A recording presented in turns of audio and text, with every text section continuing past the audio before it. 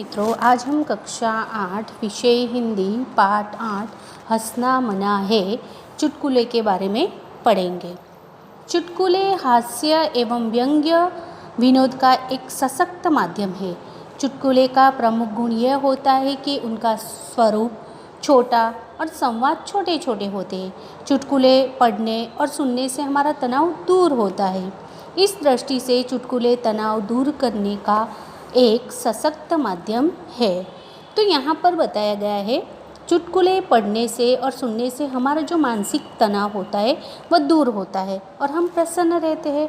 और साथ ही साथ चुटकुले तनाव दूर करने का एक सशक्त माध्यम भी माना गया है।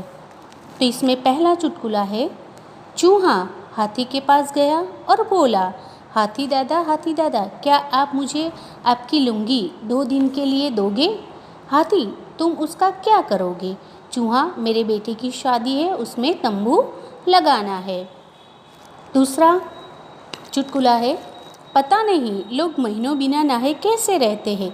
मुझे तो 28वें दिन ही खुजली होने लगती है। माने फरवरी का महीना कितने दिनों का होता है? 28 दिनों का होता है। तो वह कहते हैं कि मुझे तो 28वें दिन ही खुजली होने लगती है। तीसरा, ग्राहक, आपके पास टूथब्रश है? दुकानदार, ब्रश नहीं है, पेस्ट है। ग्राहक, अच्छा आपके पास पाउडर होगा? दुकानदार, पाउडर नहीं है, क्रीम है। ग्राहक, क्रीम नहीं चाहिए, टॉर्च मिलेगी? दुकानदार, वह तो कल ही ख़त्म हो गई। मोमबत्ती है? ग्राहक, खैर ताला तो होना ही चाहिए। दुकानदार, है दूँ? ग्राहक, जी नहीं, उसे अपनी दुकान पर लगाकर आप घर पर आराम कीजिए। माने ग्राहक जो भी चीज़ मांगता है वह दुकानदार के पास नहीं होती है, इसलिए दुकानदार क्या कहता है कि आप ताला लगाकर आप घर पर आराम कीजिए। चौथा चुटकुला है, चुन्नू, जहाँ ज़्यादा बारिश होती है वहाँ क्या पाया जाता है? तो चुन्नू क्या जवाब देता है? छाता। पांचवा चुटकुला है, 3 दोस्त आपस में गपशप कर रहे थे। प्रश्न हुआ कि किसी दिन सोकर उठने पर हमको यह पता चले कि हम लखपति बन गए हैं तो हम क्या करेंगे? एक ने कहा, हम तो सीधे पेरिस जाएंगे और खूब मज़े करेंगे। दूसरे ने कहा, मैं किसी लाभप्रद कारोबार में रुपया लगाऊंगा। तीसरा बोला, मैं तो फिर सोने की कोशिश करूंगा और तब तक सोता रहूंगा जब तक करोड़पति न बन जाऊं। छठा चुटकुला है, भूत, वर्तमान और भविष्य में तुम क्या समझते हो? जी, मेरे दादाजी भूत, मेरे पिताजी वर्तमान और मैं उनका भविष्य हूँ। आगे 7वां चुटकुला है, प्रश्न, रेल किराया इतना अधिक बढ़ जाने पर भी यात्रियों की संख्या में वृद्धि हो रही है, इसका कारण बताइए। उत्तर, इसका कारण यही है कि हर एक आदमी यह सोचता है कि अगले साल किराया और बढ़ जाए, इसलिए अभी यात्रा कर ली जाए। माने रेल किराया इतना अधिक बढ़ जाने पर भी यात्रियों की संख्या में वृद्धि क्यों होती है? क्योंकि लोग ऐसा मानते हैं कि अगले साल और इससे भी ज़्यादा किराया बढ़ जाए, इससे अच्छा है हम यात्रा कर लें। 8वां चुटकुला है, शिक्षक ने सभी छात्रों को घास खाती हुई गाय का चित्र बनाने को कहा। सभी छात्र चित्र बना रहे थे। कल्पेश ने अपना पन्ना कोरा छोड़ दिया। शिक्षक, कल्पेश, इस चित्र में घास कहाँ है? कल्पेश, घास तो गाय खा गई। शिक्षक, अच्छा तो गाय कहाँ है? कल्पेश, वह तो घास खाकर चली गई। तो शिक्षक ने सभी छात्रों को घास खाती हुई गाय का चित्र बनाने को कहा था। सभी छात्र ने वह अच्छा बनाया, लेकिन कल्पेश का पन्ना कोरा रह गया था। इसके कारण शिक्षक ने कल्पेश से पूछा कि इस चित्र में घास कहाँ है? कल्पेश ने कहा, घास तो गाय खा गई। तो शिक्षक ने कहा, अच्छा तो गाय कहाँ है? कल्पेश ने क्या उत्तर दिया? वह तो घास खाकर चली गई। 9वां चुटकुला है, मम्मी से ज़्यादा मुझे पापा का चाटा पसंद है। उसके दोस्त ने बोला, क्यों?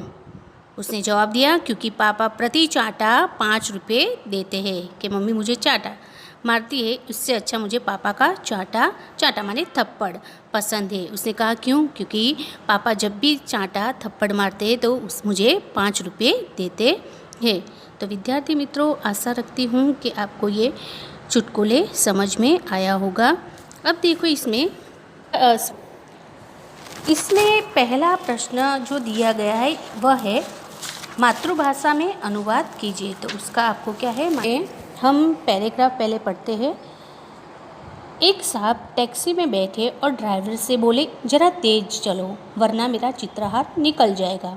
ड्राइवर बोला, अगर मैं ज़्यादा तेज़ चला तो कहीं ऐसा ना हो कि आपके और मेरे चित्रों पे हार चढ़ जाए। शिक्षक मोहन से, मोहन ताजमहल कहाँ पर है?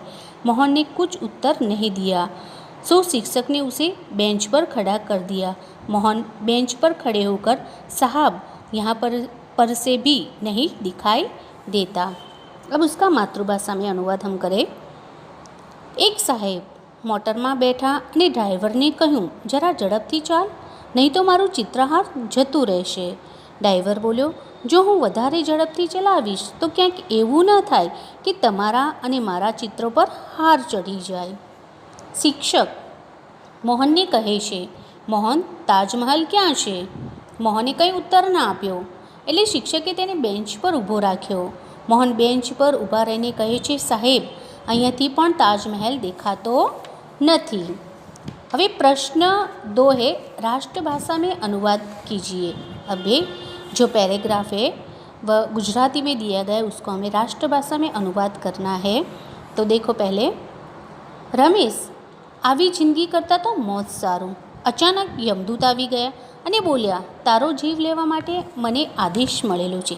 રમેશ, લો બોલો, હવે તો માણસ મજાક પણ નહીં કરી શકે શું? બીજું, બ્રિજેશભાઈ બસમાં ઊભા રહીને મુસાફરી કરી રહ્યા હતા. એક મુસાફરે તેમને બેસવા માટે જગ્યા કરી આપી. બ્રિજેશભાઈ, મારે બેસવું નથી, મારે ખૂબ ઉતાવળ છે. अब देखो राष्ट्रभाषा में अनुवाद। रमेश, ऐसी जिंदगी से तो मौत अच्छी। अचानक यमदूत आ गया और बोला, तुम्हारे प्राण लेने के लिए मुझे आदेश मिला है। रमेश, कहिए, अब तो आदमी मजाक भी नहीं कर सकेगा क्या? ब्रिजेश भाई बस में खड़े रहकर मुसाफरी कर रहे थे।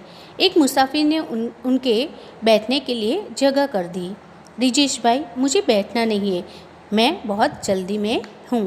तो आशा रखती हूँ विद्यार्थी मित्रों आपको चुटकुले और उसका स्वाध्याय समझ में आया होगा।